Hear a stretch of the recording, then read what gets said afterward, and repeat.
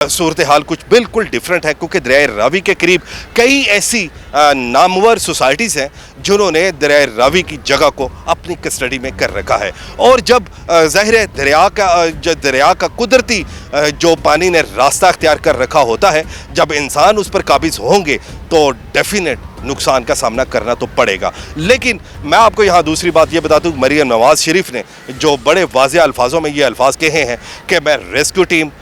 ईदी, civil defence और police force, इनका मैं नहायत तहे दिल से शुक्रिया अदा करती हूँ जिन्होंने दिन रात मेहनत से, नुकसान का सामना तो हमें करना पड़ा लेकिन जो नुकसान हमने सोच रखा था वो उसका सामना करना नहीं पड़ा, क्योंकि इनकी काविश, इनकी मेहनत की बिना पर आज हमें ज़्यादा नुकसान का सामना नहीं करना पड़ा। तो बाकी जो अभी हमें जो बताया जा रहा है कि यहाँ पे रेस्क्यू 1112 के जो सीनियर्स अहलकार जो मौजूद थे, जब हमने उनसे बात करने के बाद उन्हें बड़े वाज़ेह अल्फाजों में ये अल्फाज कहे कि अभी दूसरा रेला जो है, जो भारत की जानब से पानी जो छोड़ा जा रहा है वो तकरीबन 2 लाख क्यूसेक पानी जो है, अभी पानी की सतह जो है आप देख सकते हैं काफ़ी हद तक बुलंद है। क्योंकि कल जब मैंने प्रोग्राम किया था